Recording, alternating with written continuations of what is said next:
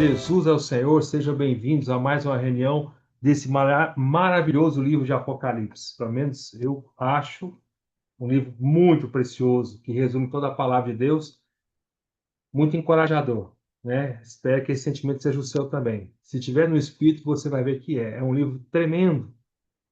Então, irmãos, nós estamos na mensagem de número 118, cujo título é A Oração que Muda a Era. Eu vim falando com os irmãos, desde que nós entramos no capítulo 8 de Apocalipse, e na semana passada, na última mensagem, nós terminamos o capítulo 9, quando nós terminamos a sexta trombeta. Eu vim falando com os irmãos que nós vimos, ao terminar o capítulo 9, isso desde o início do capítulo 8, eu vim falando isso, passando pelo capítulo 8, passando pelo capítulo 9, e eu havia dito para os irmãos que ao terminar o capítulo 9, nós vimos voltar. Antes de prosseguir para o capítulo 10, nós vamos voltar e ia falar uma palavra específica sobre oração que se iniciou no capítulo 8. Porque, irmãos, realmente uma palavra muito importante, né?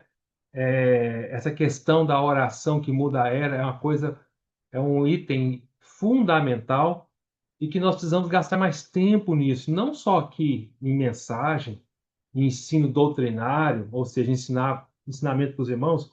Claro que isso tem a sua importância, porque sem aprender a palavra não temos como praticar, mas não parar por aí, mas nós temos realmente a prática de tudo isso. A grande dificuldade, irmãos, é porque, como o Senhor tem tido a misericórdia dele de usar a mim aqui para dar essa mensagem para os irmãos, eu me sinto muito limitado, muito incapaz de conseguir transmitir toda a profundidade, né, que queima no meu interior em relação a essa questão da oração. Mas que o Senhor tenha misericórdia, né, e mesmo nas minhas limitações e dificuldades, Ele possa falar conosco aqui e jorrar luz, não é? Então vamos voltar, irmãos, para o início do capítulo 8. Tá? No versículo 1, Apocalipse 8:1, fala assim: Quando o Cordeiro abriu o sétimo selo. Então, eu estou aqui voltando, então eu vou acabar fazendo um pouco de recapitulação. Então, fala assim, no capítulo 8, versículo 1. Quando o Cordeiro abriu o sétimo selo, nesse momento, o Senhor, como o Cordeiro, vai abrir o último selo e o mais importante, no sentido assim, de mais intenso, que é o selo que, inclusive, o sétimo e último selo é o selo que não terá fim. É o selo que vai inaugurar aí a grande tribulação, é o selo que vai nos mostrar uma mudança de era e é o selo que vai por toda a eternidade, porque o sétimo selo não tem fim, não é? Vocês se recordam, mais uma vez? Ah, vamos lá. Eu vou tentar ser bem rapidinho na recapitulação aqui, para vocês entenderem a seriedade desse início do capítulo 8. Vamos recapitular. O livro de Apocalipse, o próprio Senhor Jesus, ele dividiu o livro de Apocalipse em três categorias não, três subdivisões, tá?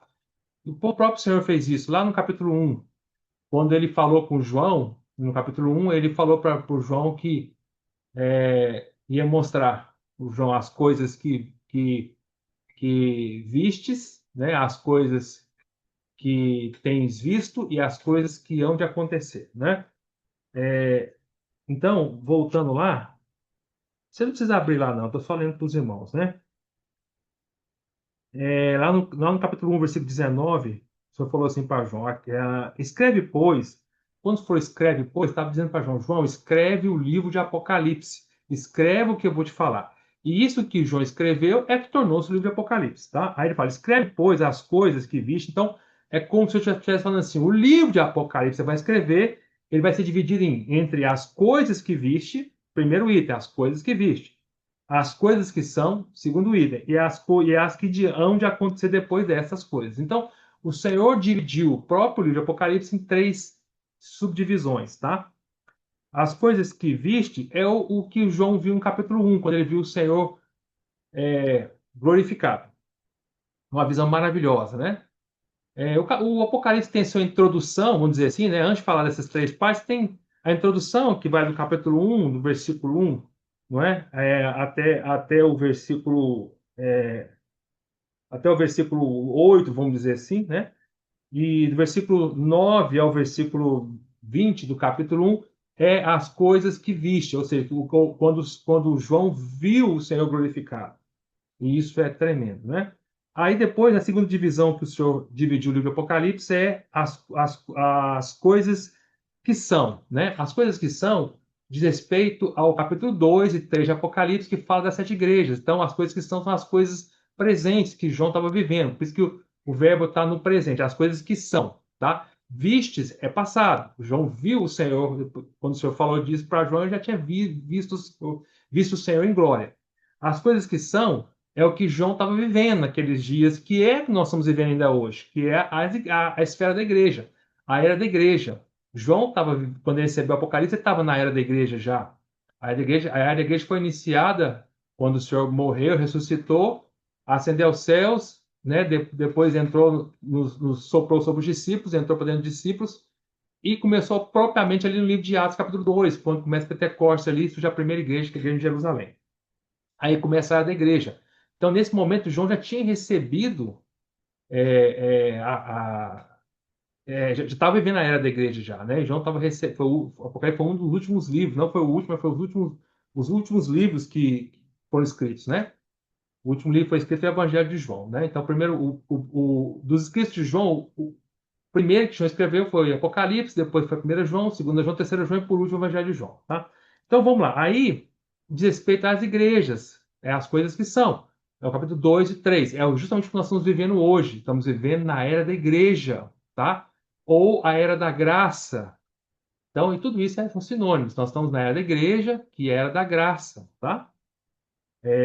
Então, aí a terceira subdivisão é as coisas que hão de acontecer depois dessas, ou seja, depois das coisas que são, depois da era da igreja.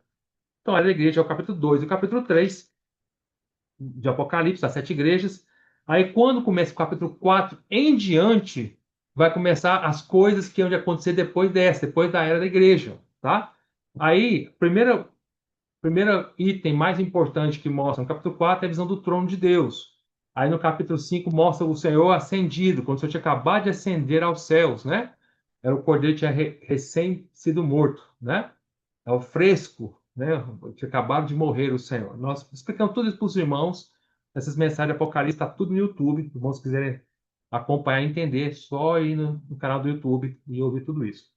Mas vamos lá. Aí, no capítulo 5, no final do capítulo 5, mostra que o Senhor, ele era o único que era digno de abrir o livro, o rolo, né, da economia de Deus, né, e que é o próprio livro de Apocalipse também. E esse rolo, ele estava selado com 7 selos. Aí o Senhor, como ele era o único digno, ele começa a abrir os selos. Aí começa o capítulo 6. Aí no capítulo 6 o Senhor abre quase que simultaneamente, um atrás do outro, assim, bem rapidamente, quase que simultaneamente, os primeiros 4 selos. Então, o primeiro selo, acho que de tanto falar isso, os irmãos já sabem de cor, né? Ou deveriam saber. O primeiro selo é o cavalo branco, diz respeito à pregação do evangelho do reino, né? O evangelho. E o segundo selo é o cavalo vermelho, que é a guerra. O terceiro selo, o cavalo preto, que é a fome. O quarto selo, o cavalo pardo, amarelo esverdeado, pardo, que é a morte com a mortandade, com as pestes e epidemias, né? Essas 4 coisas, como nós explicamos para os irmãos, elas começaram desde o início da igreja, ali em Apocalipse, perdão, ali em Atos, capítulo 2, e vai até os dias de hoje. Então, nós estamos ainda muito provavelmente dentro desses 4 selos, né? Nessa mensagem de hoje, provavelmente nós estamos nessa era dos 4 selos ainda. Aí o quinto selo, também no capítulo 6, quando o Senhor abre, é o clamor dos mártires, que clamam por justiça, por vingança. Aí no próprio capítulo 6, a abertura do sexto selo, que é o grande terremoto. A partir desse momento, começa a ter o início das calamidades sobrenaturais, como nunca aconteceu antes. No entanto, ainda não é a grande tribulação. Explicamos para os irmãos muitas vezes o porquê disso, tá? Mas o partir do grande terremoto, que é a abertura do sexto selo, irmãos, começa, é como se fosse a introdução, a inauguração da grande tribulação. Não é a grande tribulação ainda. Eu sempre enfatizo para os irmãos isso, mas é como se fosse a introdução. Tipo assim, ó, prepara, porque vai vir e rápido a grande tribulação. Aí, na época dessas mensagens, nós explicamos para os irmãos pelas profecias de Joel. Talvez para muitos aqui esteja muito, muito confuso tudo isso aí, porque talvez não esteja acompanhando essas mensagens, mas quem acompanhou sabe o que eu estou dizendo. Na época, nós falamos pelas profecias de Joel, que desde a abertura do sexto selo, que é o grande terremoto, até a grande tribulação, que começa lá no sétimo selo, parte da quinta trombeta, vai ser muito rápido os eventos. Vão acontecer um atrás do outro, mas muitíssimo rápido. Por isso que a impressão que as pessoas vão ter, provavelmente, é que a grande tribulação está começando mesmo, tá? Apesar de não ser a grande tribulação ainda. Então, aí temos o sexto selo, que é o grande terremoto. Está lá no capítulo 6. Aí vem o capítulo 7, Apocalipse, que é um parêntese, onde o Senhor vai selar o povo dele terreno, que é os 144 mil do povo de Israel, e vai arrebatar os crentes vencedores para o trono, tá? Para o trono de Deus. Isso é o Senhor preservando o seu povo, poupando o seu povo. Aí começa o capítulo 8. Aí o capítulo 8 agora é a abertura do último selo, que é o sétimo. Mas, irmãos, então eu dei toda essa recapitulação para chegar para mostrar para os irmãos a importância do sétimo selo. Porque a partir desse momento, irmãos, vai ter uma mudança total de era. Já não estamos mais na era da igreja. A partir do sétimo selo, daquele capítulo 8, há uma mudança de era. Agora vai para a era do juízo, né? Vai iniciar rapidamente, daqui a pouco vai começar a grande tribulação. Então vai ser a era do juízo, que o Senhor volta para julgar, o Senhor volta para como juiz para julgar toda essa terra. Então muda agora, tá? Não é mais a era da igreja, agora, ou seja, está tendo uma mudança de era, agora muda tudo. Inclusive, a partir da abertura desse sétimo selo, irmãos, o Senhor volta para os seus princípios do Velho Testamento, porque isso muitas vezes para os irmãos. Espero que os irmãos estejam gravando isso. O Senhor volta a agir nos mesmos princípios do Velho Testamento. Então, o Velho Testamento, por exemplo, as pessoas falam assim: ah, mas o Deus do Velho Testamento é um Deus tão implacável quanto os seus inimigos, né? O Senhor é duro ali, tal, tal, nem parece o mesmo Deus no Novo Testamento. É o mesmo Deus, mas aí no Velho Testamento ainda mostra Deus na sua justiça, né? No Novo Testamento mostra o Senhor na sua graça. E aí, quando chega aqui no capítulo 8, abertura do sétimo selo, o Senhor volta, acaba o período da graça, do Senhor se mostrar como graça, e entra novamente o Senhor como justiça, mesmo padrão do Velho Testamento. O Senhor volta agora para como juiz, para julgar essa terra e os homens, tá? E aí nós vimos, a partir é tão grande a mudança a partir da abertura do sétimo selo, que a sétimo selo, quando abre, começam a ter as trombetas, né? Aí são 7 trombetas, vão vindo uma atrás da outra. Esse é o início do sétimo selo. Então, abriu o sétimo selo, vem a primeira trombeta, depois vem a segunda trombeta, a terceira trombeta, a quarta trombeta, a quinta trombeta, a sexta e a sétima trombeta. E a sétima trombeta depois vai ter as 7 taças ou flagelos da ira de Deus. Então, aí a primeira trombeta, nós vimos, é quando o Senhor vai julgar. Primeiro, o senhor não vai, quando começa a julgar no sétimo selo, o Senhor não começa julgando os homens ainda, mas julgando a terra onde os homens moram. Porque os homens amam tanto essa terra que o Senhor começa então a tornar essa terra insustentável. E depois isso vai acontecer nas primeiras 4 trombetas. Então a primeira trombeta, o Senhor vai julgar 1/3 de toda a natureza, relva, coisas verdes. Na segunda trombeta, o Senhor vai julgar, né, vai destruir 1/3 de toda a água do mar, né? A vida marinha e das embarcações do mar também, barcos, etc. Na terceira trombeta, o Senhor vai julgar, destruir 1/3 de todas as águas agora doces. Então, ali na segunda trombeta é água salgada. Agora, na terceira trombeta é água doce. Todas as fontes de água doce e rios. Todas, eu quero dizer, um terço dessas fontes, a terça parte, tá? E depois, na quarta trombeta, você vai julgar a terça parte do Sol, da Lua e das estrelas. Então, veja que até aqui, as minhas quatro trombetas, o Senhor está julgando agora com a terra onde os homens vivem. Aí, a partir da quinta trombeta, começa a grande tribulação. É quando o Senhor vai julgar diretamente os homens. Agora, não mais onde os homens vivem. Já julgou onde os homens vivem, agora vai direto nos homens. Aí, a quinta trombeta, nós vimos, é os gafanhotos endemoniados, que vai atormentar os homens, mas sem matá-los. A sexta trombeta, então, é aos 200 milhões de cavaleiros, cavaleiros malignos, sob efeitos de espíritos malignos, né, de anjos caídos. E aí, esses 200 milhões de cavaleiros, de cavalos e cavaleiros, vão matar a terça parte da humanidade. E aí, irmãos, vocês se recordam, né? Assim, eu vou fazer aqui um cálculo, né? Eu nem sei dizer um cálculo certo, né? Falei assim, bem por cima mesmo, né? Suponhamos que, né, a Terra hoje tem aí, quem sabe, não sei, eu estou chutando aqui, 10 bilhões de pessoas. Eu estou chutando, tá, irmão? Por favor, não me julguem no meu chute aqui, porque eu estou chutando. Eu não pesquisei isso, não fui atrás, mas pensa bem. Se for 10 milhões, 10 bilhões, perdão, 10 bilhões de habitantes, estou no chute aqui, 10 bilhões de habitantes, se na época do Senhor, quando o Senhor veio julgar aqui, com a sexta trombeta, né, os 200 milhões de cavalos cavaleiros, até tiver 10 bilhões de pessoas, a terça parte disso são 3 bilhões de pessoas que vão morrer. Faz as contas aí, meu irmão, né? Olha isso. Isso eu estou por cima, né? Então, 3, se for 10 bilhões de habitantes, 3 bilhões vão morrer. É muita coisa, não é? É muita coisa. Então, é, e aí depois do final do capítulo 9 tem a sexta trombeta. Aí o capítulo 10 nós não entramos ainda, é um parênteses de novo, tá? Vai ser um parênteses novamente. Aí o capítulo 11 também é um parênteses para falar das duas testemunhas. Aí depois, o final do capítulo 11, a primeira metade do capítulo 11 ainda é um parênteses. Na segunda metade do capítulo 11 até o final, aí é a sétima e última trombeta, né?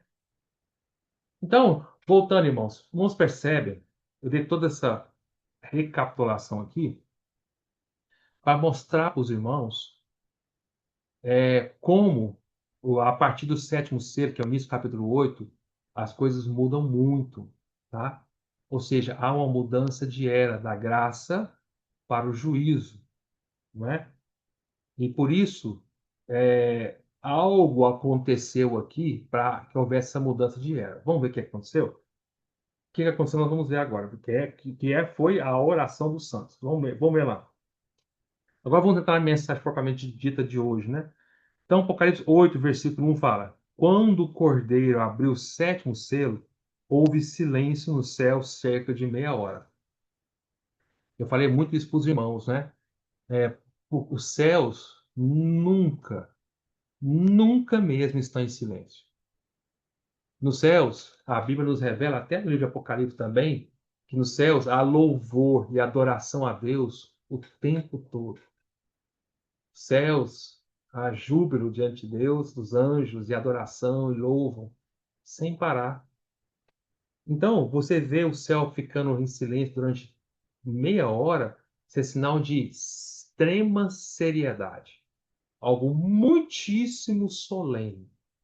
Por que que o céu para tudo e fica em silêncio meia hora? Irmãos, não é silêncio de um minuto. Eu até falei para os irmãos na mensagem 8, nessas mensagens do capítulo 8 que nós começamos, né? Hoje, as pessoas, quando querem manejar alguém que morreu, eles fazem 1 minuto de silêncio. Ou, quando muito, 3 minutos de silêncio. Agora, eu nunca vi alguém fazer 30 minutos de silêncio. Por quê? Porque é muito difícil as pessoas ficarem 30 minutos caladas. Mas aqui vai ficar meia hora.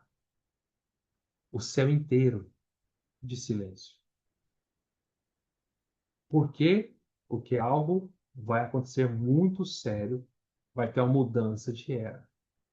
Aí vamos continuar. Então, versículo 2: Viu 7 anjos que se acham em pé diante de Deus, e lhes foram dados 7 trombetas. São esses anjos que vão tocar 7 trombetas, que vão para ser tocadas, né? Veio o outro anjo, no versículo 3, e ficou de pé junto ao altar, com um incensário de ouro, e foi-lhe dado muito incenso para oferecê-lo com as orações de todos os santos sob o altar de ouro que se acha diante do trono. E da mão do anjo subiu à presença de Deus a fumaça do incenso, com as orações dos santos. E o anjo tomou o incensário, encheu do fogo do altar e o atirou à terra. E houve trovões, vozes, relâmpagos e terremoto. Então os 7 anjos que tinham as 7 trombetas prepararam-se para tocar. Na mensagem passada, eu até falei para os irmãos mais um sinal da seriedade como as coisas estão mudando aqui. Porque se você comparar, eu estou também recapitulando, só para mostrar para os irmãos. Eu falei isso na mensagem passada. Se você observar lá no capítulo 4, quando fala do trono de Deus, lá no versículo 5, capítulo 4, versículo 5, fala: do trono saem relâmpagos, vozes e trovões.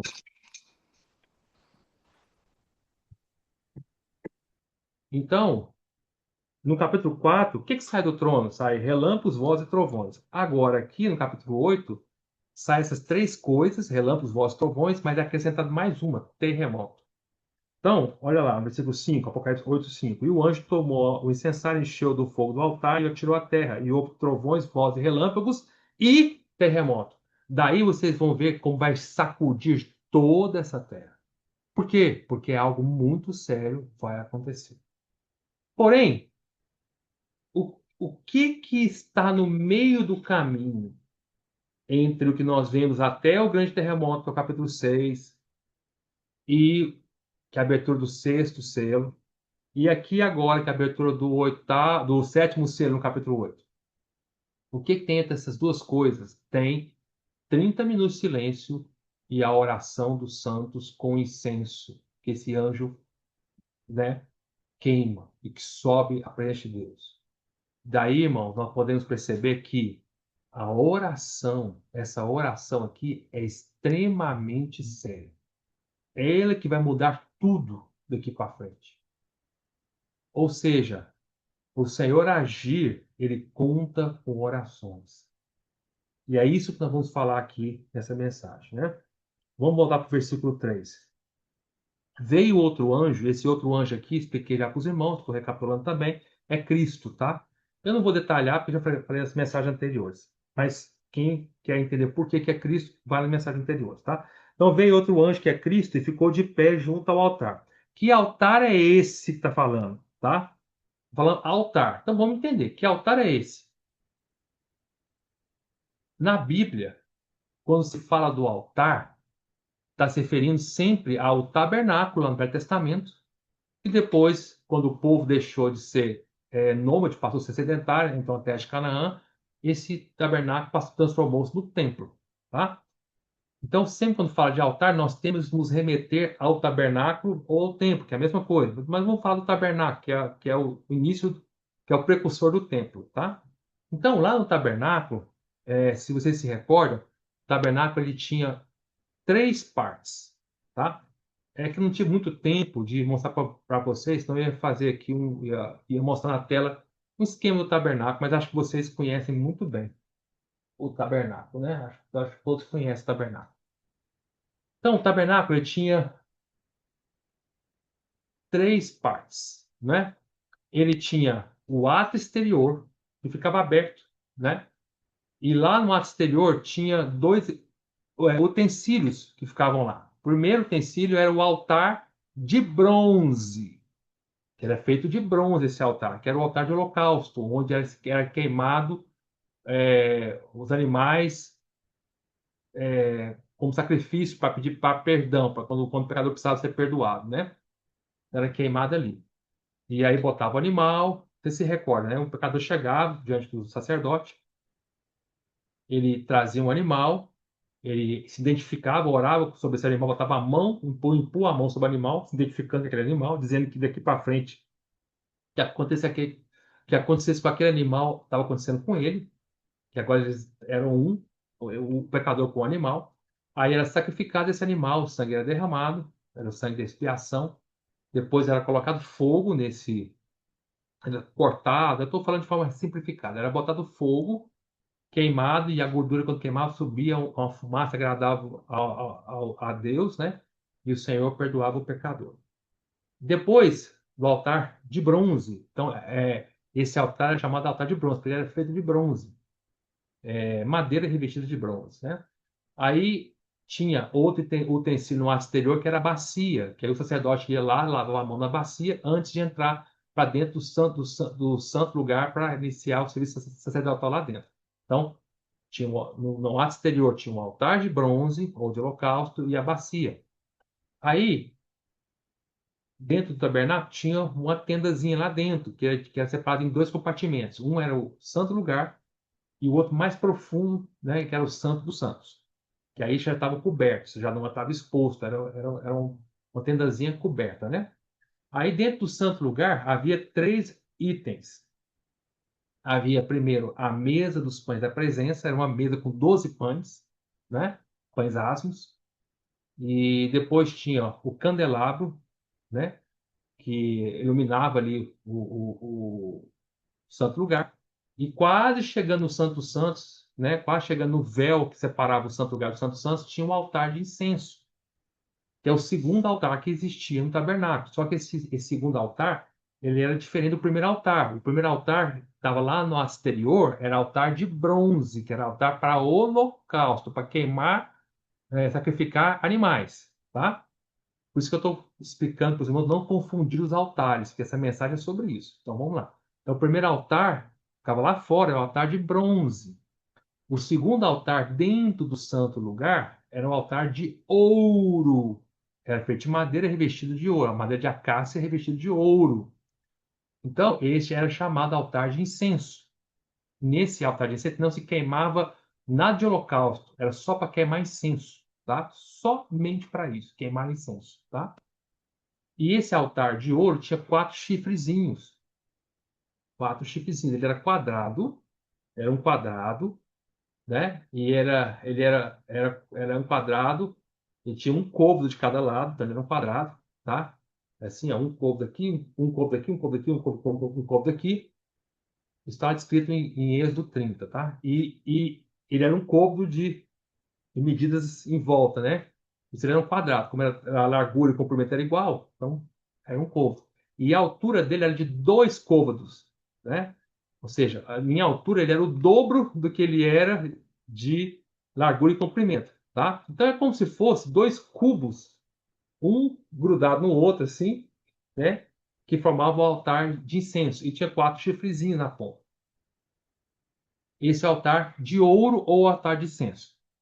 Então, no tabernáculo havia dois altares, somente dois altares. Um é o altar de bronze, que ficava lá no ato exterior para sacrifício, holocausto, e o outro altar é o altar de ouro, que é o altar de incenso, ficava dentro do santo lugar, muito próximo ali do Santo dos Santos, quase chegando ali, quase encostado no véu que tinha que separava o santo lugar do Santo dos Santos. E dentro do Santo dos Santos tinha um utensílio que é a arca, com a tampa. Tinha a arca, tinha a tampa. Essa tampa da arca tinha dois querubins, né? Um virado com as asas um para o outro.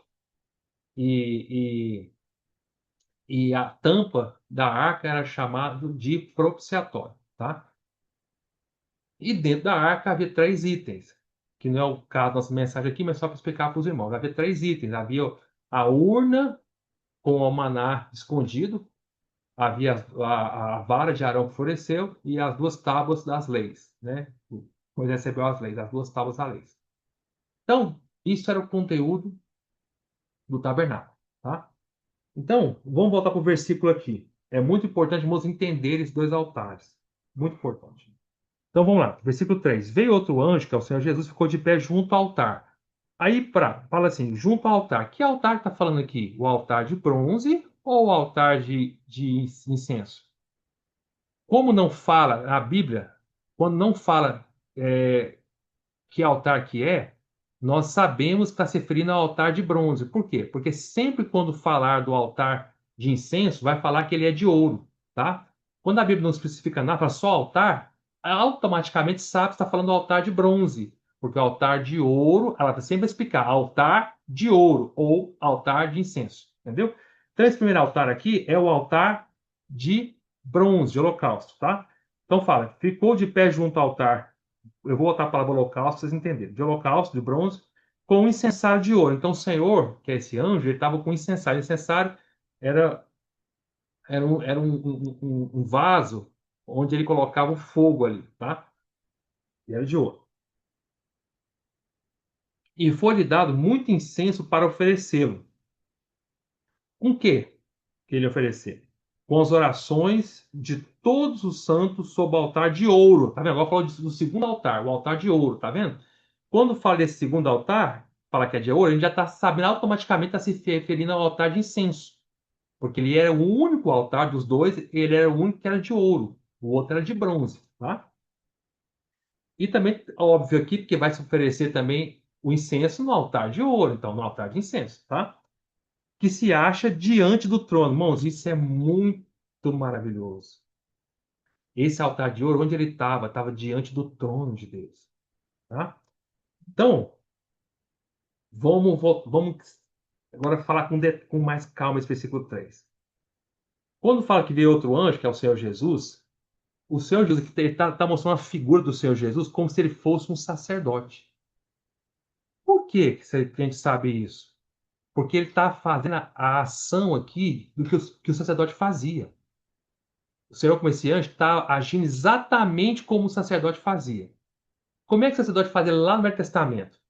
Quando ele queria queimar o incenso no altar de incenso, ele tinha que usar o fogo. Mas ele não podia ir lá botar fogo por si próprio. Não, ele não podia fazer isso. Isso era considerado fogo estranho. O que que ele fazia? Ele ia lá no altar de bronze, que ficava lá fora no exterior, e esse fogo que queimava lá no altar de bronze caía do céu, vinha do céu, tá? Não precisa ter também um fogo estranho, é um fogo que descia do céu. Aí o sacerdote pegava esse fogo, botava no incensário, que era um vaso para conter o fogo, aí ele entrava dentro do santo lugar, ia lá no altar de incenso, e com esse fogo, que ele colocava o fogo no incenso lá no altar de incenso. Então, isso que o sacerdote fazia. E ele botava fogo, ele pegava o incenso, botava o incenso lá no altar de incenso, pegava o fogo lá no altar de bronze e queimava o incenso no altar de incenso, no altar de ouro. E veja que o Senhor está fazendo a mesma função aqui, igualzinho, tá? Ó, veio outro anjo, que é o Senhor Jesus, ficou de pé junto ao altar, o altar de bronze que está na terra, tá? Por que está na terra, irmão? Porque em Apocalipse, o altar de bronze, o altar de holocausto, ele é símbolo da terra, do que é na terra.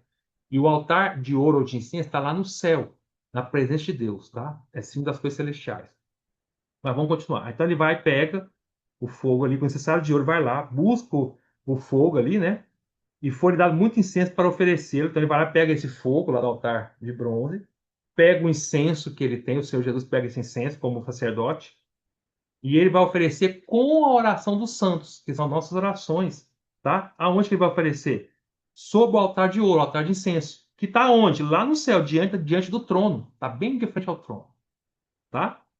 Aí quando ele joga isso, faz isso, aí o que acontece no versículo 4? Da mão do anjo, da mão do Senhor Jesus, desse sacerdote, que é o Senhor Jesus, sobe a presença de Deus a fumaça do incenso. Por quê? Porque foi queimado. Queimou o incenso ali, aí sobe com as orações dos santos. Aí, ó, a fumaça do incenso com as orações dos santos, sobe, tá? Ao subir, quando sobe, aí Deus toma atitude de mudar tudo nessa era. Aí fala, ó, e o anjo, que é o próprio Senhor Jesus, vai lá, toma o incensário de novo, esse mesmo incensário, enche do fogo do altar de bronze e vai atira na terra. Puf! Quando atira na terra, começa então o sétimo selo, e aí começa tudo que vai acontecer aqui, nós vamos ver. Então, irmãos, espero que você esteja me acompanhando, não é? Eu sei que é uma mensagem às vezes mais difícil de explicar, mas onde eu estou querendo chegar, meus amados irmãos? Que nós precisamos ter uma vida de oração. O que eu quero chegar aqui é mostrar para os irmãos como esse versículo tem que ser prático na nossa vida. Sempre, em toda a palavra de Deus, quando o Senhor quis fazer algo muito sério nessa terra, ele contou com a oração dos seus santos. O Senhor não fez nada sem que primeiro houvesse intercessores que oravam. O Senhor, ele pode fazer o que ele quiser, quando ele quiser, do jeito que ele quiser, sem contar com as orações de ninguém. Ele pode, ele é soberano. No entanto, ele não age assim. Na Bíblia, o Senhor estabelece, decidiu, ele próprio, porque ele quis, na sua soberania, ele decidiu fazer qualquer coisa, primeiro se houver intercessores que oram. Isso é decisão dele e não fere a sua soberania, porque é ele que escolheu fazer isso. Ninguém mandou o Senhor fazer isso. É decisão dele. Ele poderia não fazer tudo sem que alguém orasse, mas ele não faz isso. Ele decidiu sempre quando há algo muito sério, quando há uma mudança de era, quando o Senhor quer transformar uma mudança de era, é necessário muita oração. Intercessores. Quando nós falamos de intercessores, nós estamos falando de pessoas que oram nunca por si próprios. Espera aí, irmão Gustavo. Quer dizer que eu não posso orar por mim, pelas minhas coisas, necessidades? Sim, você pode. Mas saiba que quando nós estamos orando pelas nossas próprias necessidades, nós não estamos agindo como intercessores. Estamos orando por nós, pelas nossas coisas, mas isso não é intercessão. Não obstante, é correto orar pelas nossas coisas, não tem problema, mas isso não é intercessão. Interceder é sempre quer dizer orar pelos outros. Orar pelo propósito eterno de Deus. Orar para que a vontade de Deus seja feita nessa terra. Isso é o significado da palavra intercessão.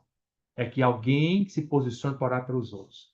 Só que eu não estou aqui falando, irmãos, de algo individual. Aqui eu estou falando de que está mudando, mostrando para nós aqui, é orações, está no plural. Orações não é oração do santo, é orações dos santos. Aqui fala muito claro, ó, e foi-lhe dado muito incenso para oferecer com as orações de todos os santos. Ou seja, o tipo de oração que está acontecendo aqui, essas orações são orações coletivas. Não é um intercessor. Não é um homem gigante de fé orando ou uma mulher gigante na fé orando. Não. São o corpo de Cristo orando. Os irmãos estão juntos. Eles estão orando juntos. É uma oração coletiva. E no fundo, irmãos, no fundo, o que mais importa, o que faz essas orações chegarem, as orações dos santos, que é uma oração coletiva, chegar até Deus, não é não é os próprios, não é as orações dos próprios irmãos em si, mas é o fato delas estarem cheias do incenso. Olha o que fala aqui, quer ver? Ó? E foi-lhe dado, versículo 3, muito incenso, não é pouco incenso, não. Para quê? Para oferecer com as orações dos santos, sob o altar de ouro, que se acha diante do trono. E da mão do anjo subiu a presente de Deus a fumaça, não das orações, do incenso, que estava misturado com as orações dos santos. Mas o que faz as orações chegar até Deus é o incenso. O que que o incenso simboliza? Simboliza Cristo. Cristo é o incenso agradável de Deus. Cristo é um perfume para Deus. Cristo é esse perfume agradável. Nos dois altares que tinha no Velho Testamento, lá no tabernáculo, os dois tinham fumaça que subia para agradar a Deus. No primeiro altar, que era o altar de bronze, depois que queimava o holocausto, queimava a gordura, a fumaça da gordura subia e agradava a Deus. E o Senhor perdoava o pecador. Agora, o que simboliza essa fumaça da gordura que subia para agradar a Deus? Lá no outro altar, no altar de holocausto. Era um símbolo de Deus ter aceitado o sacrifício de Cristo, que morreu como cordeiro no nosso lugar na cruz. Porque naquele altar de bronze sacrificava o cordeiro, era onde o cordeiro era morto e queimado. Então o altar de bronze simboliza Cristo na cruz morrendo por nós. O que faz ser aceito esse sacrifício não é o cordeiro em si próprio, mas é quando queimava a gordura do cordeiro, quando Cristo morria. Cristo era o cordeiro de Deus que tira o pecado do mundo, né? Aí subia até o Senhor. Então, o que faz o Senhor nos perdoar é Cristo ter morrido por nós. Ele é o Cordeiro de Deus. O que é agradável a Deus é a morte de Cristo. Isso é o altar de bronze. Agora, no altar de ouro ou de incenso, o que agradava a Deus quando subia é a fumaça do incenso, que é um perfume. O que é esse incenso simboliza? É Cristo na sua ressurreição. Lá no altar de bronze, Cristo na morte. No altar de incenso, Cristo na ressurreição. Quando ele subia ao Pai, quando Cristo ressuscitou, quando ele morreu, ele cumpriu os justos requisitos de Deus. Quando ele ressuscitou, Deus aprovou a morte dele na cruz e agradou a Deus e o Senhor então nos deu o Espírito. Então, irmãos, eu estou querendo dizer que o incenso ele é um símbolo de Cristo também. Ou seja, o que faz a oração dos santos chegar até Deus, Deus mudar todas as coisas, é o fato de elas estarem cheias do incenso que é Cristo. E quem está fazendo todo esse processo aqui é Cristo como sacerdote, certo? Ele está pegando incenso, misturando com a oração dos santos, queimando e subindo à presença de Deus. Cristo, ao mesmo tempo, é o sacerdote que ora em nós, e ao mesmo tempo, a nossa oração tem que estar cheia desse mesmo Cristo para que elas cheguem até Deus. No altar de incenso, irmãos, orações que não estão cheias de Cristo nunca chegam à presença do Pai.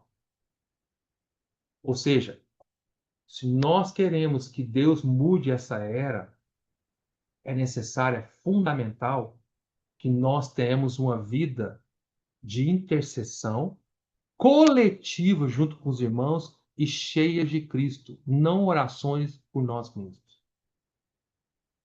Se as nossas orações estiverem cheias de nós mesmos, elas nunca chegam até o Pai. Mas quando nós oramos pelos interesses de Deus, pelo propósito eterno de Deus, não por nós mesmos, as orações começam a estar cheias de Cristo. Elas têm que estar em Cristo. Lá em Romanos, vamos ver lá. Romanos capítulo 8, o apóstolo Paulo fala para nós, no versículo 26, ele fala assim, ó, também o Espírito é Cristo, né? Semelhantemente, nos assiste nossa fraqueza, porque não sabemos orar como convém. Você acha que você sabe que eu sei? Nós não sabemos, não. Mas o mesmo Espírito intercede por nós, sobre a maneira com gemidos inexprimíveis. É Ele que intercede por nós, esse Espírito. Ou seja, aqui em Romanos 8, esse Espírito é o sacerdote que é Cristo ali em Apocalipse 8, que leva as orações, ele que faz nossas orações chegar até o Pai. E ao mesmo tempo, elas só chegam ao Pai se elas estiverem cheias do próprio Cristo, do próprio Senhor, que é o incenso, que é agradável. Deus tem prazer, irmão, não é em mim e em você, não, é no Cristo que está em mim e você. Nós, por nós mesmos, não temos nada, nada que pudesse agradar a Deus. Absolutamente nada. Nem nossas melhores intenções poderiam chegar aos pés de agradar a Deus. Uma vez, certa vez, um grande servidor do passado disse o seguinte: se o homem natural, o homem, pudesse se esculpir, se moldar, ele machucaria todas as suas mãos ao fazer isso e se destruiria. Nós não conseguimos nos mudar nem nos transformar porque não temos nada que presta. Porém, quando Cristo entrou em nós, o incenso entrou em nós. E é esse incenso em nós que agrada o Pai. E isso sim, aí ele nos aceita. Ele nos aceita porque nós estamos cheios de Cristo. Quando o Senhor Jesus ele foi batizado, lá em Mateus 3, ele saiu das águas, aí desceu o Espírito como em forma de pomba sobre o Senhor, e uma voz do céu do Pai disse assim: Este é meu filho amado, em quem eu me comprazo. Ou, quer dizer a mesma coisa, em quem tenho todo o meu prazer. O Senhor tem todo o seu prazer, não é em você nem em mim, não é no filho dele que está em nós. Então, o Senhor é aquele que intercede. Olha o versículo 27. E aquele que sonda os corações sabe qual é o meio do Espírito. O Senhor é o que sonda os corações. Ele sabe qual é a mente do Espírito. Ele sabe orar. Aí fala, porque segundo a vontade de Deus, e não a minha, a sua, é que ele intercede pelos santos. Ele intercede por nós. Ele bota a ele próprio, que é o incenso, que é Cristo, nas orações. E isso é tão importante em Romanos 8. Romanos 8 é um capítulo que fala do Espírito. É um capítulo do Espírito. E um capítulo que fala sobre o Espírito, mover do Espírito, que fala da lei do Espírito e da vida. O capítulo 8 é maravilhoso. Fala do processo do Espírito transformando nosso ser, ganhando todo o nosso ser. O capítulo 8 fala do futuro, que é o reino milenar. O capítulo 8 fala que em Cristo, no Espírito, somos mais que vencedores. O capítulo 8 de Romanos é um dos capítulos mais lindos e maravilhosos, que todas essas cooperam para o nosso bem. Porque nós somos aqueles que estamos no Espírito, que todo aquele que é filho maduro de Deus é guiado pelo Espírito. E quando vai falar tudo isso, ele relaciona com oração e intercessão. Porque sem altar de incenso, sem oração e intercessão, irmãos, nós nunca podemos fazer nada pelo Senhor. O Espírito não pode caminhar no nosso ser. É tão sério que no capítulo 8 de Romanos, versículo 33, olha o que fala aqui, olha o que fala no versículo 33. Quem tentará,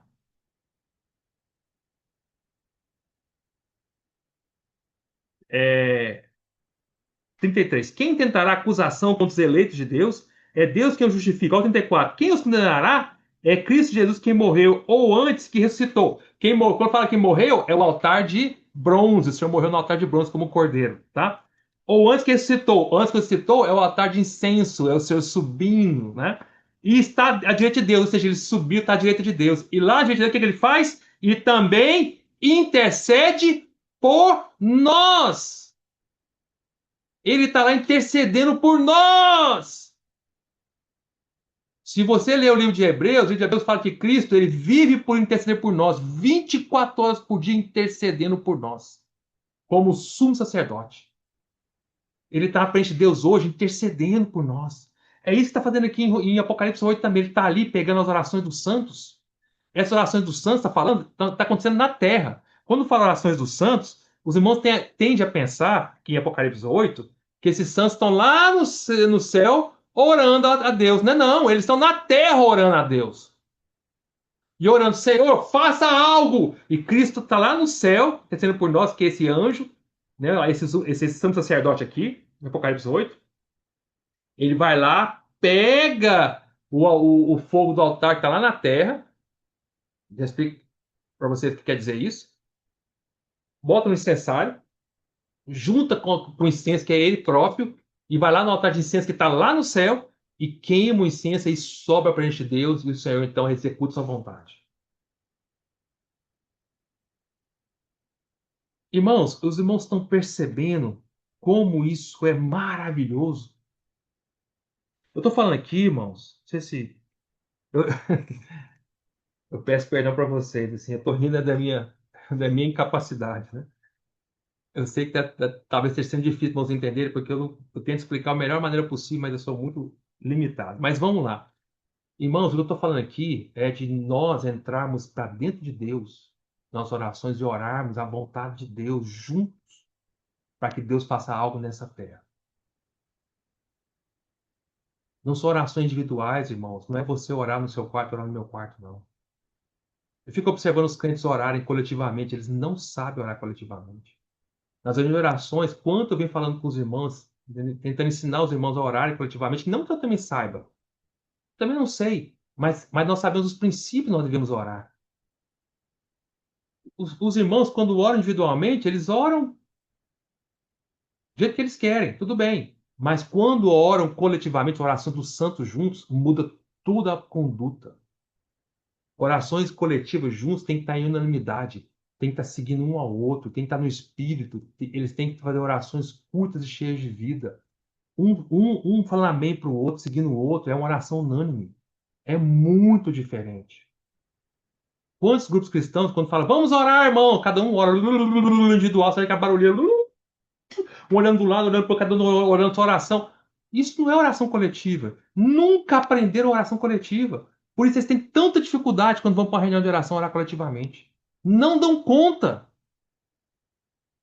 Não acompanham a oração do irmão.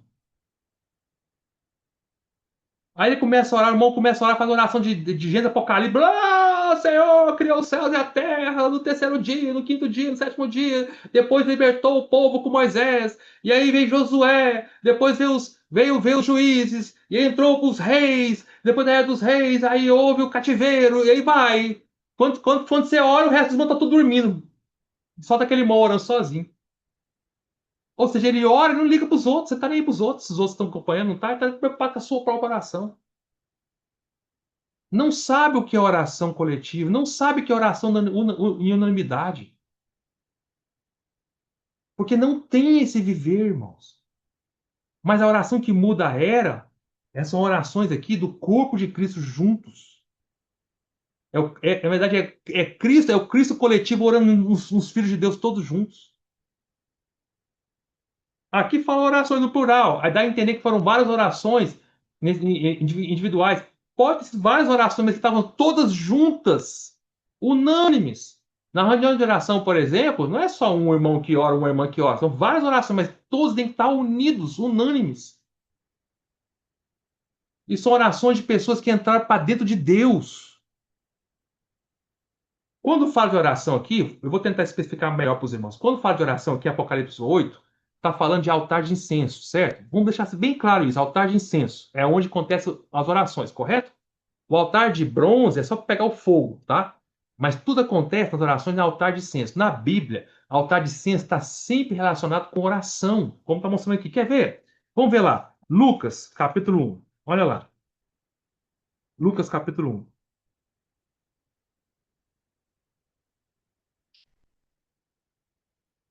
Lucas, capítulo 1, versículo 10 e 11. Aqui conta a história de Zacarias, pai de João Batista, né? Olha lá. Você lembra o que aconteceu, né? Deus revelou para ele que ele tem um filho e tal, né? Que é João Batista. Mas vamos ler lá. Versículo 10 fala assim. Vamos ler o versículo 8. João Batista, quer dizer, Zacarias, pai de João Batista, era sacerdote, né? Então vamos lá, vamos ver lá, ó. Versículo 5. Nos dias de Herodes, o rei da Judéia, houve um sacerdote chamado Zacarias, do turno de Abias. Sua mulher era das filhas de Arão e se chamava Isabel. Ambos eram justos diante de Deus, viviam irrepreensivelmente em todos os preceitos e mandamentos do Senhor. E não tinham filhos, porque Isabel era estéril, sendo eles avançados em dias. Ora, aconteceu que, exercendo ele diante de Deus o sacerdócio, ele era sacerdote, pai de João Batista, Zacarias. Na hora de seu turno, coube por sorte, segundo o costume sacerdotal, entrar no santuário do Senhor para queimar o incenso. O que é santuário do Senhor? Era o santo lugar. Lembra, o tabernáculo tinha três partes. Tinha o ato exterior, o santo lugar e o santo dos santos. Então, o sacerdote, ele fazia a sua atividade sacerdotal no santo lugar. Então, ele entrou, era o turno dele de entrar dentro do santuário do Senhor, porque o santo dos santos era chamado lugar santíssimo, tá? O santuário era o santo lugar. E o santo dos santos, santíssimo, tá? Então, ele ia entrar dentro do lugar santo para queimar incenso lá no altar de incenso. Olha o que aconteceu. Versículo 10, e durante esse tempo, toda a multidão do povo permanecia da parte de fora orando.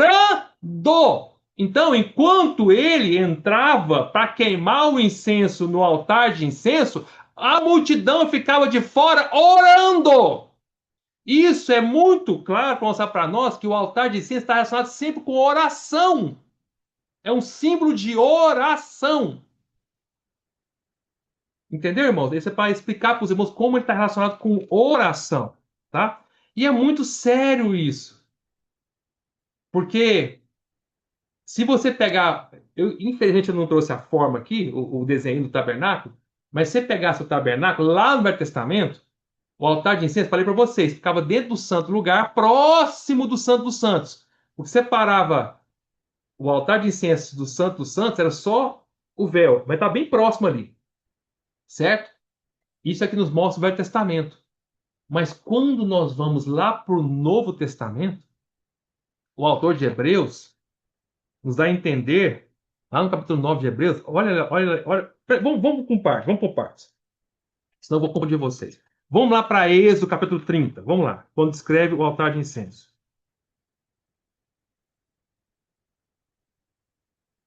Êxodo 30, versículo 6. Primeiro vamos lá para o Velho Testamento, para vocês entenderem. Aqui vai descrever o altar de incenso. Tá? Vamos ler do versículo 1 até o versículo 10, para vocês entenderem a descrição do altar de incenso. Ele é muito importante, irmãos. O altar de incenso, irmãos, ele era um dos principais itens, se não o principal do tabernáculo. Aí, peraí, irmão Gustavo, o principal do tabernáculo não era a arca, não, que simboliza o testemunho de Cristo, o próprio Cristo? Sim, era muito importante. Mas o altar de incenso é como se fosse de importância semelhante. É como se fosse assim. A arca que estava no Santo dos Santos simboliza o testemunho de Cristo. Era onde Deus se encontrava com o seu povo. Por quê? Por causa da tampa da arca, que era o propiciatório. Uma vez por ano, o sacerdote pegava o sangue da expiação e jogava lá. Aí Deus se encontrava com o seu povo e perdoava o seu povo. Mas o altar de incenso é tão importante quanto a arca, porque o altar de incenso era como se fosse o local de execução da vontade de Deus. O que Deus queria fazer lá na arca, ele executava por meio do altar de incenso. O altar de incenso era como se fosse um mover para Deus administrar o que ele tinha que fazer. Deus falava, nada acontecia no tabernáculo se não houvesse primeiro o incenso sendo queimado. Era tão sério isso. E eles estavam relacionados de várias maneiras. O altar de incenso ele está muito próximo ali da arca, só está dividindo o véu, né? Mas vamos ler lá. Farás também, versículo 1, esse 31. Farás também um altar para queimares nele um incenso, de madeira de acácia o farás. Terá um côvado de comprimento e um côvado de largura, será quadrado, né? E dois de altura, porque ele tinha dois côvados, é o dobro de altura. Os chifres formarão uma só peça com ele. Então ele era como se fossem dois cubos unidos e tinha quatro chifrezinhos na ponta. De ouro puro cobrirás a parte superior, as paredes ao redor e os chifres, e lhes fará uma bordadura de ouro ao redor. Tudo isso aqui tem significado, irmão, mas eu não vou entrar nisso aqui, tá? Também lhes farás duas argolas de ouro debaixo da bordadura. De ambos os lados as farás nelas, se meterão os varais para se levar ao altar. Ou seja, o altar era móvel, né? Quando eles queriam, como o tabernáculo era móvel, quando eles queriam mover o altar, eles enfiavam duas argolas assim, um de cada lado do altar, levantava ele e levava, tá? Ou seja, e o que que significa? Quando Deus quer mover nessa terra, ele precisa da oração. Porque enfiava as argolas, levantava e levava ao altar. Ou seja, a oração era o mover de Deus nessa terra, Deus se movendo. Mas vamos continuar. Versículo 5. De madeira de acácia farás os varais e os cobrirás de ouro. Porás, agora presta atenção, ó. Porás o altar de fronte do véu. O que que é o véu? O véu do Santo dos Santos. Que está diante da arca testemunho, que a arca ficava lá do outro lado. Ela só tinha um véu que separava os dois. Diante do propiciatório que está sob o testemunho, onde me avistarei contigo. Onde Deus se encontrava com o seu povo. Arão queimará sobre eles o incenso aromático, que tinha aroma, era perfumado. Cada manhã, quando preparar as lâmpadas, o queimarás. Por que cada manhã? Porque as orações principais, coletivas, também deveriam ser aquelas de manhãzinha, madrugada, né? Mas vamos continuar.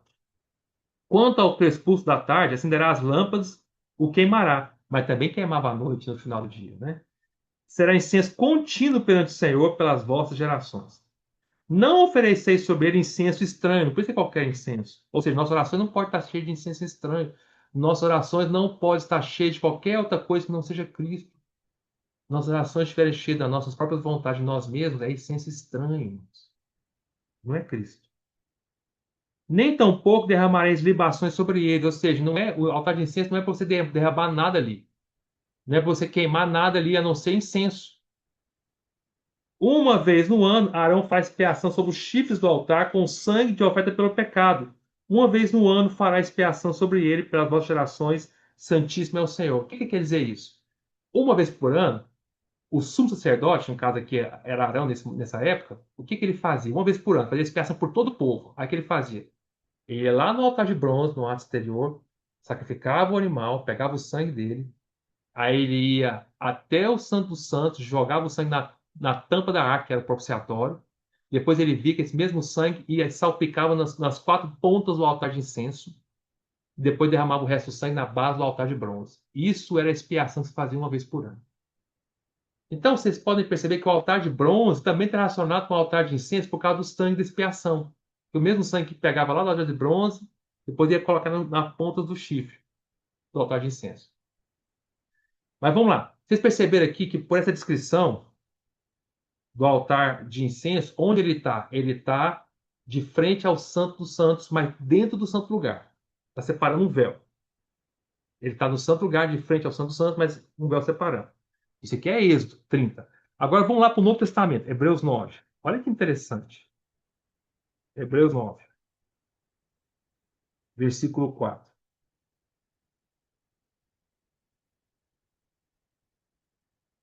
Vamos ler o versículo 1 primeiro. Hebreus 9, 1.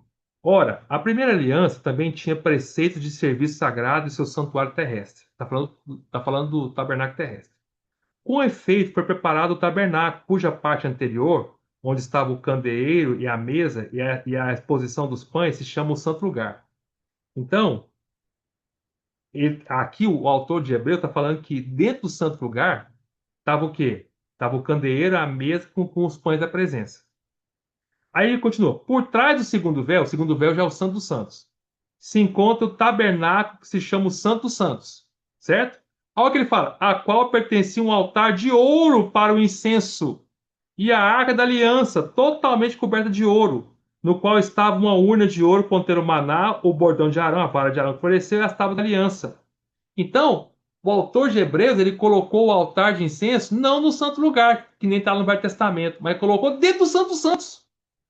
Peraí, tem uma discrepância aqui. Onde ele está em esse altar de incenso? Está lá no santo lugar, como diz lá em Êxodo, acabamos de ler, ou ele está no Santo dos Santos, como falei aqui em Hebreus 9? Onde ele está, afinal de contas? No Novo Testamento, irmãos, ele está no Santo dos Santos. Como está falando aqui. Por que no Santo dos Santos? Porque o Santo dos Santos não está simboliza o nosso espírito. No Novo Testamento, se nós queremos ter um viver de oração, que é o significado do altar de incenso, nós precisamos estar no Santo dos Santos, que é o nosso espírito. Nós precisamos estar orando dentro de Deus, no nosso espírito, onde está o Espírito de Deus. A verdadeira oração que muda a era é a oração em que nós entramos para dentro do Santo dos Santos, do nosso espírito, para dentro de Deus e oramos coletivamente como um só corpo para que Deus faça a sua vontade nessa terra.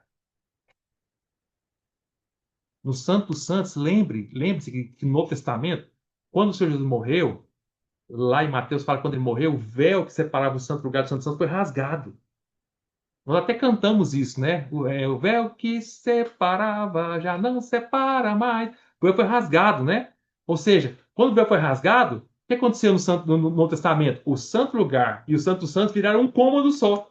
Não tem mais véu que separa. Por isso, agora, o altar de incenso ele está dentro do santo dos santos.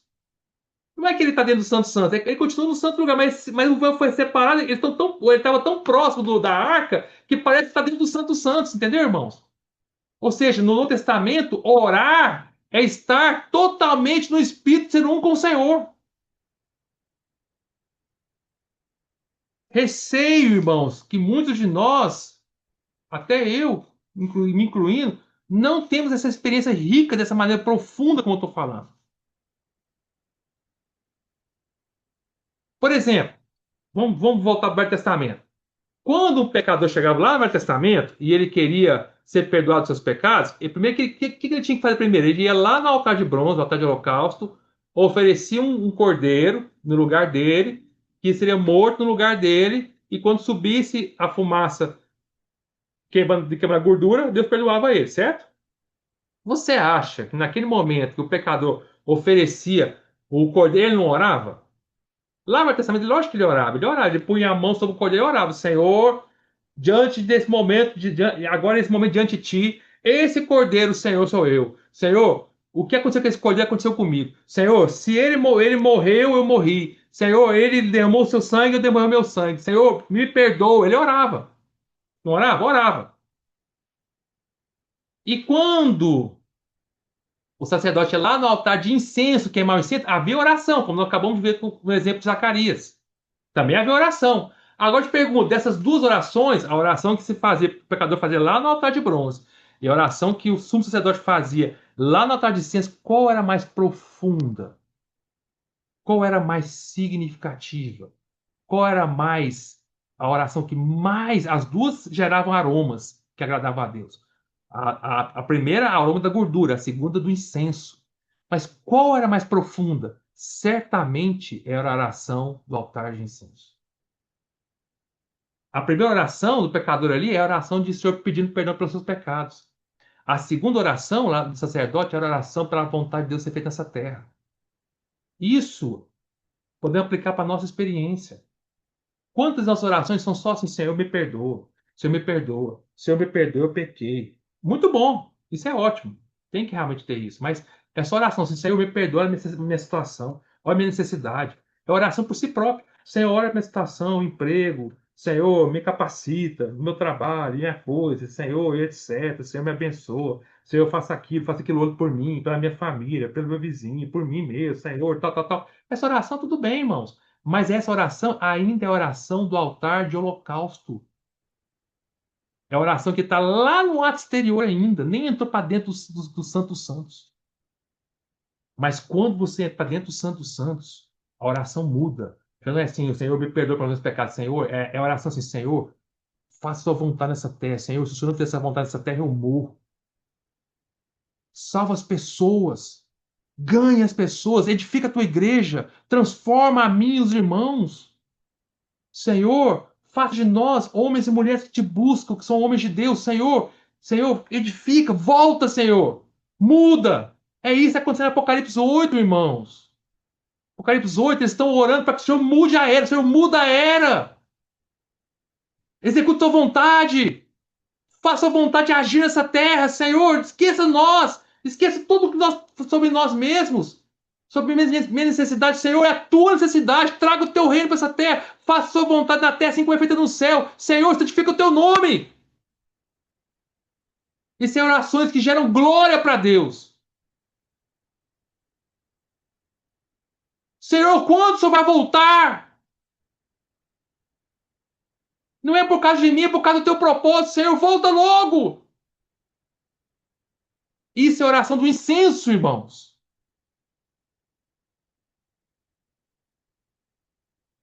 E por que Apocalipse? Vamos voltar para Apocalipse 8. E por que? Olha lá, acompanha comigo no versículo. Leia o versículo, Apocalipse 8, do versículo 4. E da mão do anjo, que é o Senhor, subiu a presença de Deus, a fumaça do incenso com as orações dos santos. Aí quando subiu, quando chegou no nariz do Senhor, olha o que fala o versículo 5. E o anjo, que é o Senhor, tomou o incensário, encheu do altar de bronze, e atirou a terra, puf, e queimou a terra. O que quer dizer isso? Quer dizer que quando o Senhor vai fazer a vontade dele, ele pega o fogo lá do altar de bronze, altar de holocausto, para queimar a terra.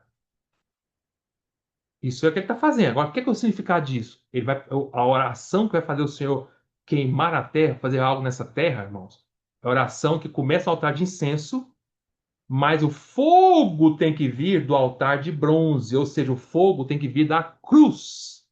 O altar de bronze é o símbolo de morte, onde matava o animal, queimava o animal, onde havia cruz. Qual é a oração? Quando o Senhor quer executar alguma coisa, o Senhor verifica se nós estamos orando no altar de incenso, mas debaixo da cruz de Cristo. Ou seja, estou anulando todo o meu ego. Eu estou queimando pelo propósito de Deus. Eu estou no fogo do Senhor, queimando pelo seu propósito. Eu não me preocupo com o meu propósito, eu me preocupo com o propósito de Deus. É assim que tem que ser a nosso coração. Na reunião da igreja, nós temos que aprender a orar coletivamente. Os irmãos não sabem orar coletivamente. Os irmãos me incluo, tá? Eu não sou categoria diferente, não. Estou igualzinho vocês. Junto com vocês. Aprendendo juntos. Nós precisamos aprender a orar sobre o fogo da cruz, anulando a nós mesmos. E isso é que faz o Senhor executar a vontade dele nessa terra. Olha lá Lucas para você, Lucas 12. Olha lá, lê lá. Perdão, Lucas 9. Vamos ler lá. Lucas 9.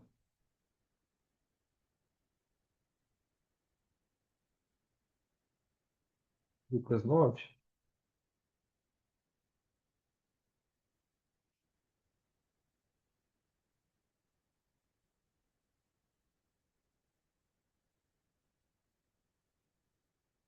Só um pouquinho, irmão, deixa eu achar.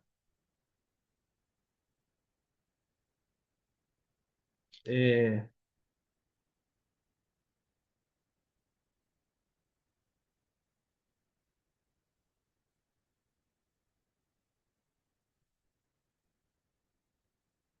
só um pouquinho. Eu citei o versículo, mas sem lembrar exatamente certinho onde está. Mas eu vou achar para os irmãos. Só um segundo. Lucas.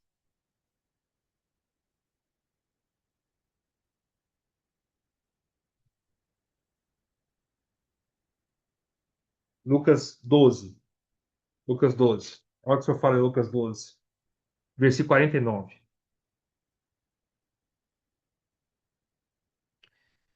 Lucas 12, 49, vem logo em seguida que o Senhor tem falado sobre a parábola do servo vigilante. E, na verdade, quando o Senhor estava ensinando para os discípulos, o Senhor não fez paradas no discurso dele. A Bíblia que faz sessões aqui, mas era um discurso só. Então, o Senhor, olha tanto que é rico. Eu vou voltar um pouquinho.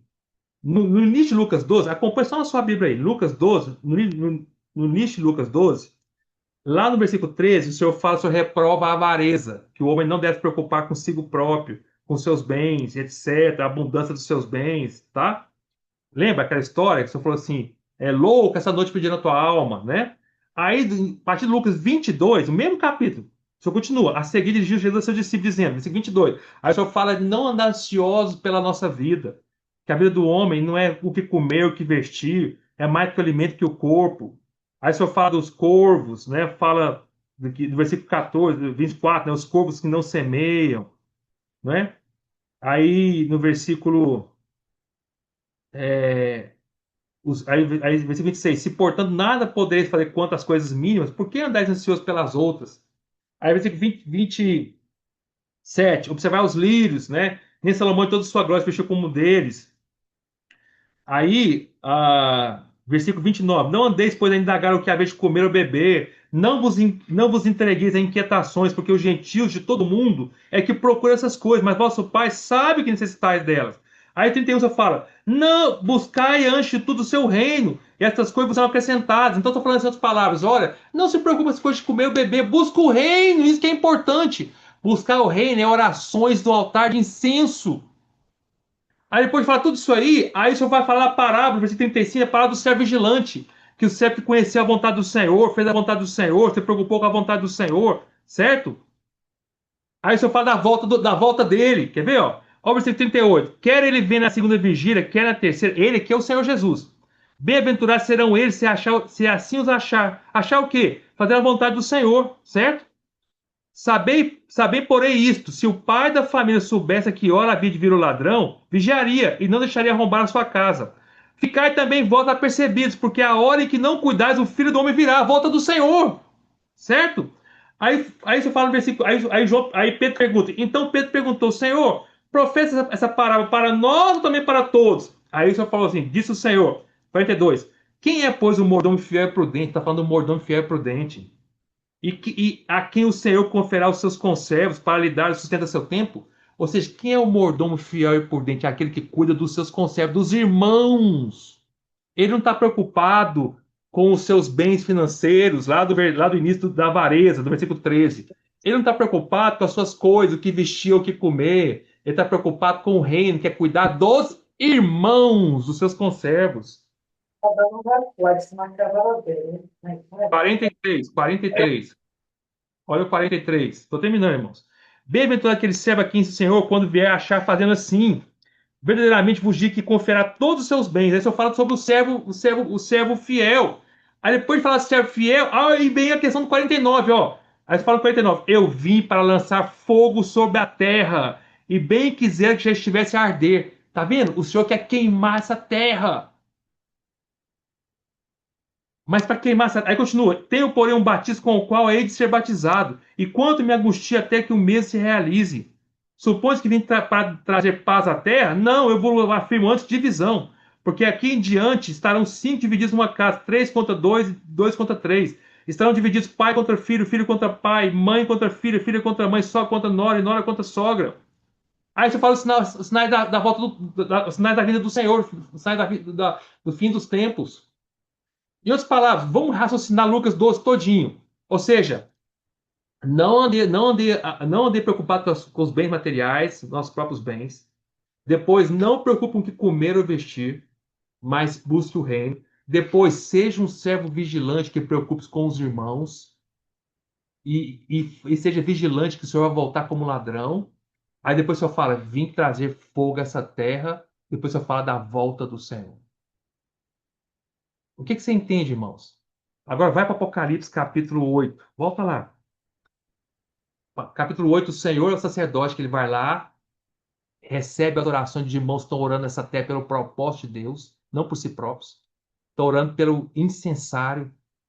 no altar de incenso. Aí esse sacerdote que é o Senhor bota incenso, que é ele mesmo nas orações, chega até o Pai. Quando chega até o Pai, ele pega o fogo do altar de bronze, que é o fogo de cruz, e queima a terra. Consegue ver a relação de Apocalipse 8 com Lucas 12?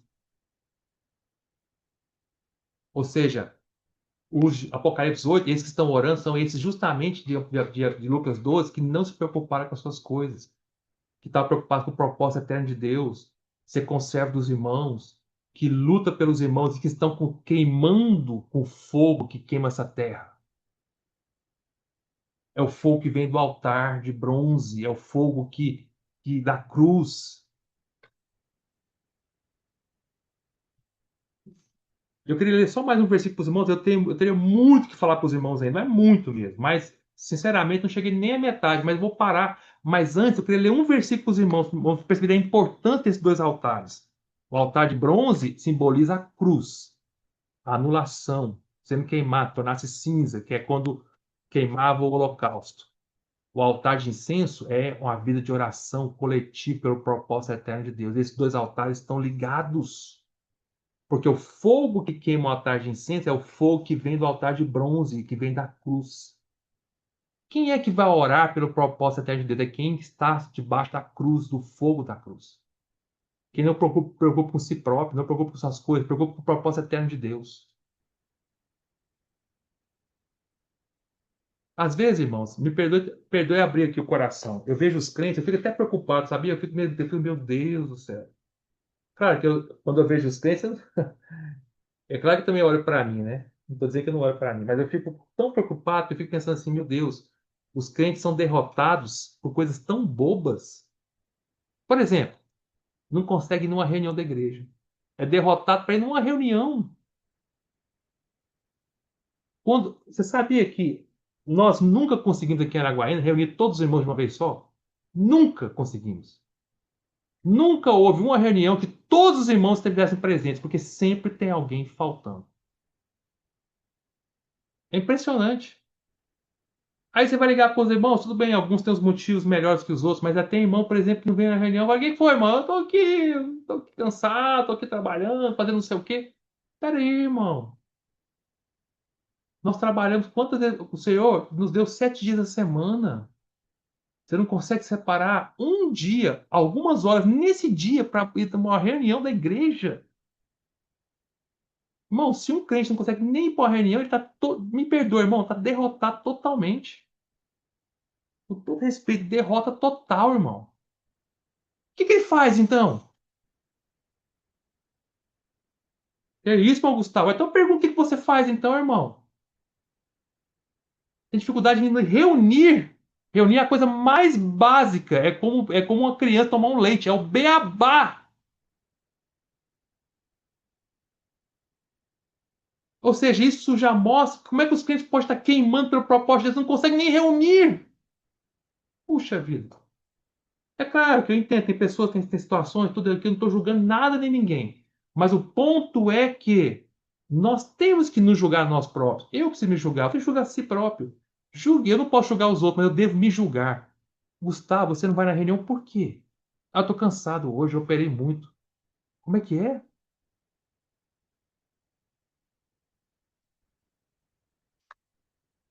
Bom, eu vou até parar aqui nesse assunto, porque assim, é tão óbvio para mim, irmão. Vamos ver o Salmo.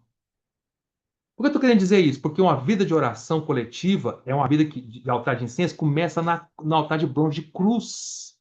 Cruz. Se anular. Eu não estou aqui para fazer a minha vontade, estou aqui para fazer a vontade do Senhor. Salmo 84. Olha o que o salmista fala.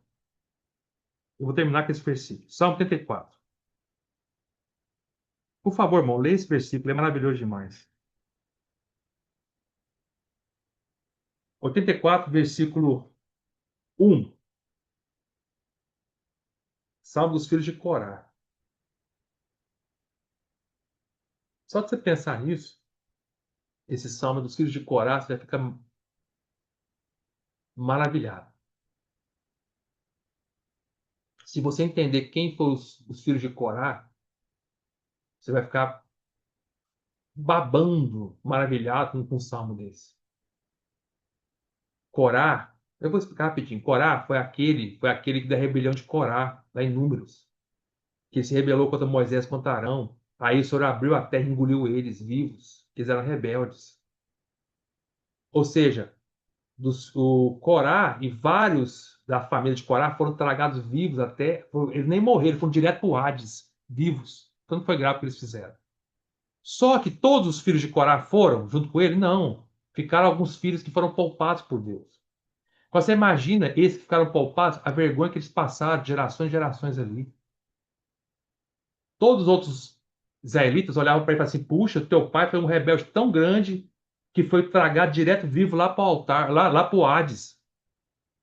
Mas na carga que ficou sobre esses que ficaram vivos.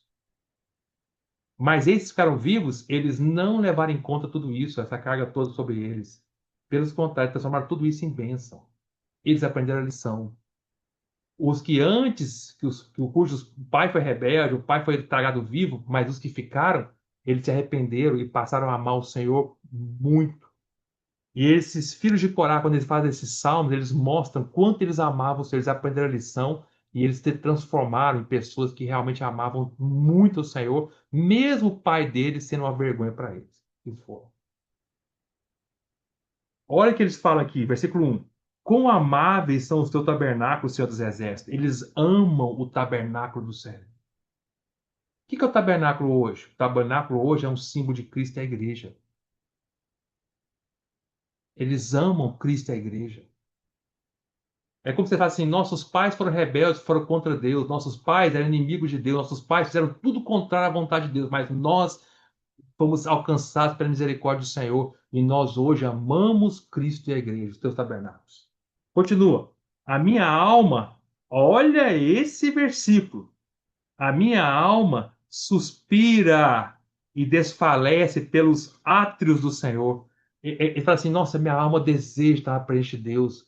Minha alma suspira quando eu penso nas reuniões da igreja, quando eu penso na comunhão também individual com o Senhor. Puxa, minha alma suspira. Uau! O meu coração e a minha carne exultam pelo Deus vivo. Meu coração e minha carne ficam loucos para ter comunhão com o meu Deus vivo. Olha o 3. O pardal encontrou casa. Não é que o pardal vai encontrar, não. O pardal encontrou uma casinha. O que é um pardal? Nada. Mas ele encontrou uma casinha. Aí ele tem paz. Ó, e a andorinha, ninho para si, onde acolhe os seus filhotes. E eu, os teus altares, Senhor dos exércitos, Rei meu e Deus meu. Sabe que está falando isso? Sabe que está falando isso, os filhos de quatro? Sabe o que está querendo dizer com isso? Querendo dizer o seguinte: olha, da mesma forma que o pardal, que não vale nada, ele encontrou uma casinha para si. E você sabe que o Senhor Jesus nos comparou com pardais, lembra? Falou assim: ó, quanto mais vós valeis mais que pardais. Lembra? Você nos comparou com pardal? Pardal é um símbolo de nós, homens, né? O pardal não vale nada, nós não valemos nada, mas nós encontramos a casa onde nós temos paz. Que casa é essa? É Cristo e a igreja. O que mais? E a andorinha, ninho para si, onde ela acolhe os seus filhotes, onde ela pode multiplicar. Onde nós podemos ter paz e multiplicar? É Cristo e a igreja. Continua. Os teus altares. Altares no plural. O que está querendo dizer com eu, os teus altares? Está se referindo aos dois altares. Só existe dois altares. Só existe dois altares. Lembre-se, você está falando de tabernáculo aqui. Olha o versículo 1. Quão amáveis são os teus tabernáculos. Então, quando fala de altares, são os altares e tabernáculos. Só existe dois altares no tabernáculo. Não existe outros. Quais são os dois? Altar de bronze e altar de incenso. Ele está falando assim, ó. Os teus altares, altar de bronze, altar de incenso, Senhor dos Exércitos, é o meu ninho, é a minha casa, onde eu encontro paz e multiplico os meus filhotes. O que é isso? Esse altar de bronze é onde eu sou, tomo a cruz. O altar de incenso é onde eu tenho um viver de oração e intercessão pelo teu propósito eterno. Senhor, é na cruz e na oração, o propósito eterno de Deus, junto com os irmãos, que eu encontro a minha paz e eu posso gerar frutos e filhotes para ti. Eu amo isso, Senhor. Não é tremendo, irmãos? Não é maravilhoso? Ó Senhor Jesus. Irmãos, realmente, eu teria muito mais para falar, mas vou parar por aqui. E eu só quero, antes, eu só preciso falar só mais uma coisa que eu não posso esquecer. Em Apocalipse, essa última frase eu vou terminar. Em Apocalipse, nós vimos que a partir do capítulo 4 de Apocalipse, até o final, o que está regendo aqui é a visão do trono de Deus. Apocalipse 4 começa mostrando um trono. Apocalipse 5, Cristo que é digno. Apocalipse 6 em diante começa a abrir os selos. Ou seja, tudo que vai acontecer a partir do Apocalipse 6, os selos, todos que vão abrir, começa pelo trono de Deus. Então, o trono de Deus no capítulo 4 mostra que Deus tem uma administração nesse universo. Trono é onde ele está reinando como rei, administrando tudo. Tudo que vai acontecer em Apocalipse nunca e jamais sairá do controle da administração de Deus. Por mais que possa parecer terrível, Deus continua no trono, reinando soberano. E ele está fazendo isso conforme a sua vontade. Ele está no trono. Só que, para que Deus faça a vontade dele, administre esse universo, para que ele execute o trono, mostra a administração de Deus. Mas ele precisa de algo para executar a vontade dele. Para que ele execute, ele precisa do altar de incenso. O altar de incenso é as orações dos santos com o incenso que é Cristo. É esse altar de incenso que está junto do trono é que faz a vontade de Deus no trono ser executada na terra. Então, entre a vontade de Deus, que é o trono, e a realização da vontade dele na terra, tem algo que vai gerar a execução de tudo isso. São as orações intercessórias coletivas como um só corpo. É o altar de incenso. Por isso que o altar de incenso está sempre juntinho do trono. Quer ver? Olha lá, olha Apocalipse 8, só para mostrar para os irmãos. Ó. Olha o versículo 3. Ó. Veio outro anjo, que é o Senhor Jesus, ficou de pé junto ao altar com o incensário de ouro, e foi-lhe dado muito incenso para oferecer com as orações de todos os santos sobre o altar de ouro, que é o altar de incenso, que se acha. Onde ele se acha? Se acha diante do trono. O altar de incenso fica pertinho do trono. Deus tem uma vontade. Quando ele decide a vontade dele, ele espera as orações do altar de incenso. Quando acontece a oração do altar de incenso, então Deus executa na terra. O altar de incenso está sempre junto do trono. Por isso, por isso, irmãos, que lá na sexta trombeta, olha lá no capítulo 9, versículo 13, quando o Senhor vai tocar essa trombeta, primeiro ele olha para o altar de incenso. Quer ver? Olha lá. O sexto anjo, estou no Apocalipse 9, 13. O sexto anjo tocou a trombeta, ouviu uma voz procedente dos quatro ângulos do altar de ouro, dos quatro chifrinhos do altar de incenso, que se encontra na presença de Deus. O altar de incenso sempre está na presença de Deus. O Senhor vai fazer alguma coisa, ele olha para o altar de incenso. Tem incenso queimando? Tem orações? Tem. Então ele vai, executa. Aí fala, ó, 14, dizendo ao sexto anjo, o mesmo que tem a trombeta, solta os quatro anjos que se encontram atados junto ao grande rio Eufrates. Aí começa tudo acontecendo na sexta trombeta. Você percebe como está bem do ladinho e Deus precisa do altar de incenso para fazer a vontade? Jesus é o Senhor. Amém. Para por aqui, irmãos. Espero que vocês tenham entendido. Tá? Amém.